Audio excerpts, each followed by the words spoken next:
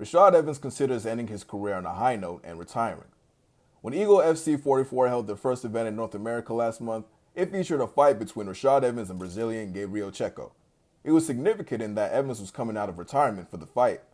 The longtime UFC standout and the former light heavyweight champion was looking for his first win since 2013. The last guy he beat before the Eagle FC 44 event was Chael Sonnen, so Evans was gunning for a victory in this one. Alas, the 42-year-old was not only able to go the distance with Checo in the fight, he also walked away with a unanimous decision win, leaving no doubt in the eyes of the judges. With the victory in hand, Evans is now considering once again hanging up the gloves, likely for good this time, and told BJPenn.com that he is most likely going to retire. This is what he said in the interview. It feels good to be on this high note, and a big part of me just says, just stay here. At this point of where I'm at in my life, I feel as if I don't really have much to fight for. Prior to this win, Evans had lost 5 of his last fights to some of the top contenders in the UFC, including Anthony Lionheart-Smith and current light heavyweight champion Glover Teixeira. But with not much else to fight for and nothing else to prove, Evans is clearly teetering on ending his career right now. What do you think of Evans potentially retiring again for good? And let us know in the comments what your favorite Rashad moment was in the UFC. Chris Weidman reveals timetable for his return to the Octagon. The gruesome leg injury that Chris Weidman sustained on his lower leg was one of the worst injuries many had seen in the Octagon. His leg snapped before he was able to hit the ground at UFC 261 in April 2021 after throwing a kick against Uriah Hall. Within 24 hours, Weidman had emergency surgery and a rod was placed in his leg to stabilize the broken bone. This was followed by a 3-hour surgery just a few months later to repair a fracture on his tibia, and another rod was put in place. People knew that night when he broke his leg, this was a major setback, and many were even saying that this could end his career. But Weidman, a former UFC middleweight champion and 2-time NCAA Division I All-American wrestler, never once thought he would step away. It was a long road to recovery, but Weidman believes he's not too far out from getting back in the gym and being able to at least see what his body can do with the still healing leg. In a recent interview on the Fighter vs. the Writer podcast, he gave a hint at a possible timetable for when he could finally step back into the cage. So I'm like doing everything. My leg's not where I need it to be yet to be happy going into the octagon against like world-class guys and thinking I could be the best in the world. It's not there yet just because of strength and some little bit of pain I'm still dealing with in the lower leg while like moving around. But it's progressively getting worse. I'm getting better. And I think in the next month or two, I'll be to the point where I'm happy with it. And then I can start like a pre-training camp, get my body back into like hardcore shape and kind of see how the body deals with a camp as like a mock training camp. And then I'll get into it. Then I'll probably call the UFC, try to set up a fight, and then get into a real training camp. So do you think I've been training hard. At 37 years old, it remains to be seen when Weidman can return and what else he has to prove in the UFC. For now, he's interested in inspiring people by making a comeback that many thought wouldn't be possible.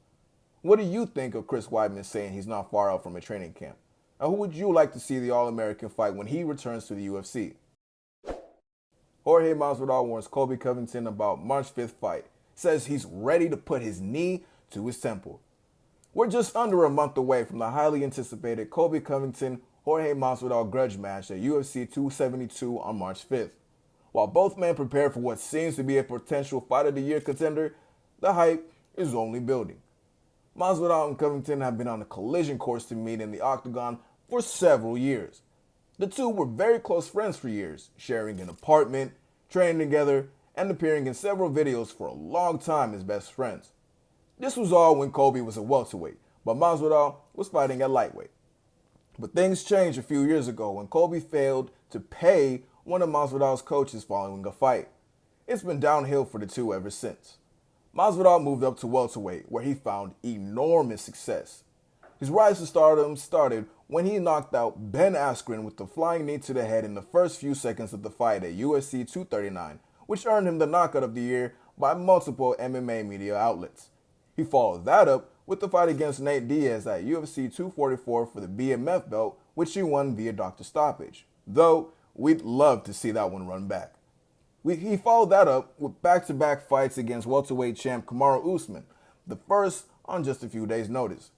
He lost both fights, the first by decision, the second by KO. Meanwhile, Colby has been on an impressive run since 2015, winning 6 fights in a row, including the interim welterweight title in 2018. This led to a fight against the champion Kamaru Usman, who beat Colby via TKO in the final round at UFC 245. After that, he beat up on former champion Tyron Woodley before challenging Usman again this November, only to come up short. Throughout all this time, Colby and Masvidal have been firing off the trash talk and have challenged each other at multiple points. Finally, we'll get to see the two square off in a 5-round, non-title main event at UFC 272 on March 5th. Masvidal knows how to sell a fight, and this is what he had to say to Colby in a message on Twitter. Keep talking shit though. March 5th is getting closer, and so is this knee to your temple. Not only am I going to break your face in a violent way, but the UFC is going to see you as such a liability that they're going to kick you out, bro. And then it's going to be back to the Indian reservations where you can fight. Maybe you can co-main event or some shit like that, because I don't think you can main event after I'm done with you in any show. I'm gonna fuck you up, man. March 5th can't come close enough. See you soon, bitch. Some pretty strong words against Chaos there. What do you think of Masvidal's comments regarding Colby? And what is your prediction for the fight? Who do you think will win, and in what round? Thanks so much for joining us here today to get caught up with the latest fight news. Let us know what you think in the comments. Also, make sure to like and subscribe to stay updated on all things MMA. Thanks for watching.